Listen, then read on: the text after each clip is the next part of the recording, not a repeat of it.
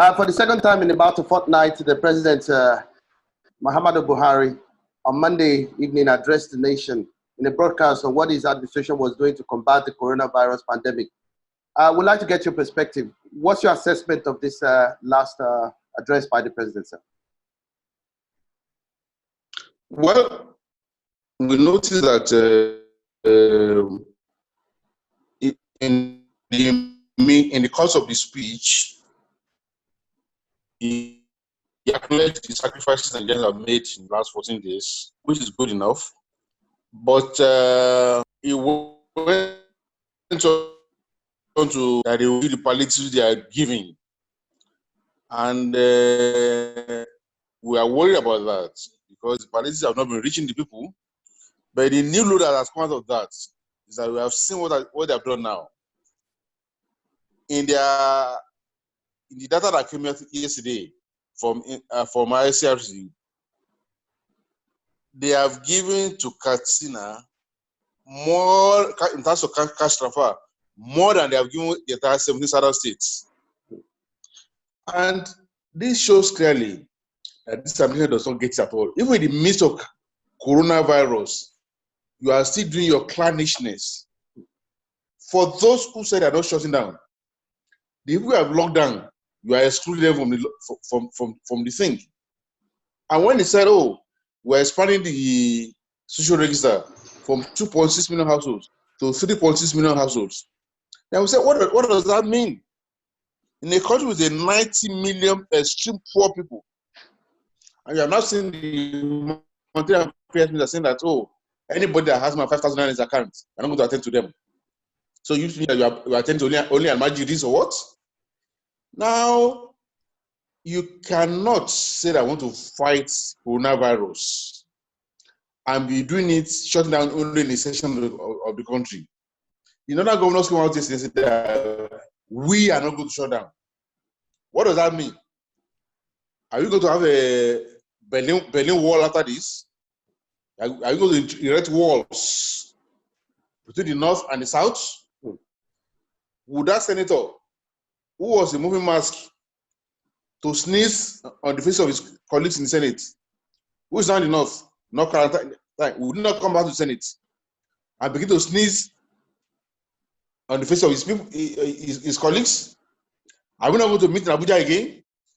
All those who have deserted Lagos, because the day before this Saturday, I saw trailers moving out of Lagos, will they not come back? So which means that the South, we are making all these sacrifices in vain. Because we are still the same country. You will still come back. We still come to meet in Abuja. We still come to interact. Now, this is a serious matter. If this country has 10 naira today, maybe the North is contributing 2 naira or 150 kobo. Yet, we want to use all kinds of schemes to corner 6 naira 50 kobo or 7 naira out of that 10 naira. Now, this has come. Let us all make sacrifices to stop the spread, to keep this away.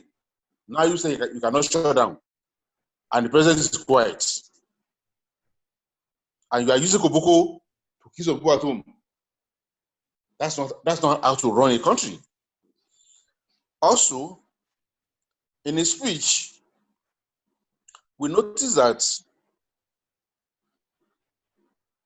he was not even talking about the violence, the upheavals that's going on, criminalities, and the rest of them. That should not have escaped the attention of the president, because these things are being reported daily. We have seen the level of lawlessness breaking out, where they have locked down, and we have been a better approach. As if your lockdown is a vaccine, or it's a treatment for those who are sick. In fact, the CDC boss did say that 90% of those who recovered received no treatment. Even I did nothing. So your lockdown is only to prevent spread. And it can be done in a better way without causing this kind of dislocations. Because for most of our people, like the president himself acknowledged, even in normal times, they find it difficult to make ends meet, to even eat. Not to talk about you now lock them down for 14 days, you give another 14 days, 28 days. It's not an easy thing. So let me quickly get your view on that, sir. Because now that the lockdown of additional 14 days has been announced, the questions on the minds of everybody is what will happen to the vulnerable groups, despite the fact that the president talked about the fact that he has directed that the current social register be expanded. I mean, could that make the vulnerable group more vulnerable? Actually, I don't think he's even thinking about the vulnerable in the years lockdown. From what the humanitarian affairs minister is saying, her own vulnerables are the Amajuris, because she was saying that anybody that has asked more than 5,000 naira in his account will not get it. Yeah. If you charge your phone more than 100 naira, I mean, so definitely I think about the Amajuris, because my driver will be a vulnerable person, but I know that my driver in a month will spend about 2,000 naira on full minimum. So you are not talking about these other people. You are still talking about the other people. And that's why Katsina, from cash transfer, Katsina will have more beneficiaries than the entire 17 southern states. That's not how to run the country. And I hope they don't want to hear that word, and I don't want to use that word they are now killing to worry about. But I hope that they will not, in the process of fighting coronavirus, invite Koro what they was talking about. Let me also get this from you, sir. Let me also get your perspective on this. Some Nigerians believe that the federal government committee on distribution of palliatives is not doing well. You also agree with that. I mean, what could be done differently at this time in order to ensure that the vulnerable in the society have more access to their basic needs? Well, unfortunately, they have the idea of vulnerables. They believe, from what they are saying, that only the Majiris who are not more than lockdown are the vulnerables. They don't believe. They believe that, oh, everybody down here, where they are locking down, they are okay. They can take care of themselves. That is the approach. For us, we have always said that central planning will kill this country. You cannot run a country like Nigeria from Abuja. Say one woman will say she's in humanitarian affairs, she's in Abuja. I want to give palliative to everybody. No, they should have decentralized this thing. Let this thing go to the state, local government, CDAs, community leaders who are honest to get it to the people. What they are giving are not getting to the people clearly. And what they say they are fighting, the corruption, is also eating up the palliatives. So they should have a better approach to it. There are fundamental issues we have to address as a country when this is over. But now we're in the midst of rain. What's to address is that how do we stop the rain from hitting us? But their approach presently is not it. Let me also let us away from the palliative issues, sir. There is also the security challenge that this lockdown has created in many states, especially with criminal elements now robbing many communities, even in broad daylight. We heard just yesterday that there was an invasion of a Plateau community. We've seen what had happened in Lagos, Ogun, and other places. The question I'd like to get your view on, sir, is the fact that a lot of Southwesterners are asking why the Amotekun Corps that was recently launched in the Southwest are not making visible attempts at assistance with this security challenge. Well, I think that even the Amotekun, they have not done even recruitment before this corona started.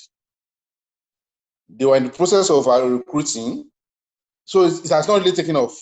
And those who locked down, I saw I saw one DIG on TV yesterday night talking about, but he was in denial most of the time. He was saying, oh, they are exaggerating. Oh, somebody called me, I sent the GPO there, they found nothing. It was a baby that fed, that the mother was crying. He tried to deny what was happening. So, and once you deny the reality, you cannot. There's no you can attend to it. The 1 million boys, all of them are arrested. They are all over the terrorizing.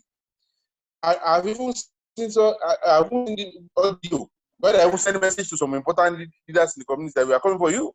So for you now to come on the TV and be denying it, once you are in denial, you cannot resolve the problems.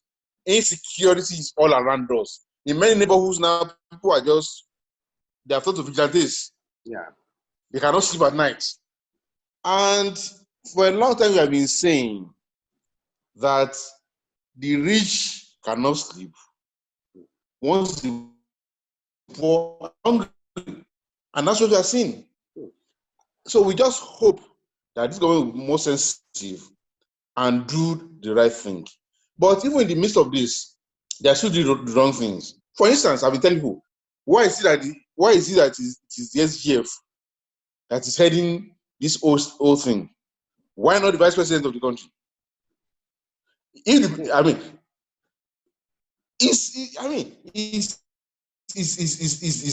SGF superior to the vice president? Why is it not heading this? Why is it not involved in all this? So the sectional approach which we are running the country is creating more problems for this country, and that's why they cannot resolve this matter. You know, to attempt to even confront what is facing us now requires an organized society. Nigeria is not organized, and we are doing all the wrong things. We just hope that this thing will not go out beyond what it is now.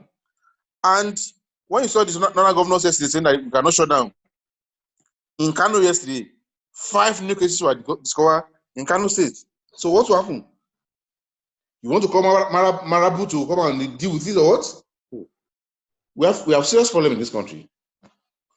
So now to round this up, sir, what are your final thoughts as far as this issue is concerned with regards to how the federal government is handling the crisis? Well, you see, 3 days ago, I don't know whether you watched Cuomo, the governor of New York, telling Donald Trump, you are a president, you have no absolute power over this matter.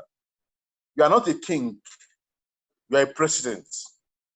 When America was reconstructed, we resolved this matter. We didn't want a king, we wanted a president with constitutional powers. And part of our powers as federal units that we have donated to you to make you president. That there are 50 states in America. I'm a governor of New York. I have responsibility to my people. Where are your people? Where are federal people? Abuja should know at this moment, just like Cuomo was telling Trump, that Abuja has no people. It is states that have people in this country. And so the president should not behave like a king of Nigeria. He should behave like a president. And you cannot say you are giving palliative for Abuja. Give through the state local governments and the communities. That's why the people are. You should not use totalitarian powers. And you cannot fight. Coronavirus is not a southern affair. It's a national issue. Fight it nationally. Once you are fighting in the south and you allow people in the north to roam about, you are fighting nothing. You are only postponing the doomsday. It will come back, and all the sacrifices we are making under Koboko in the south will be in vain. Thank you very much, Comrade Yinka Odumakin. We really appreciate your insightful analysis and for joining us as far as this is concerned. We hope to get back to you as the situation continues to unfold. Thank you very much, sir. Thank you. God bless.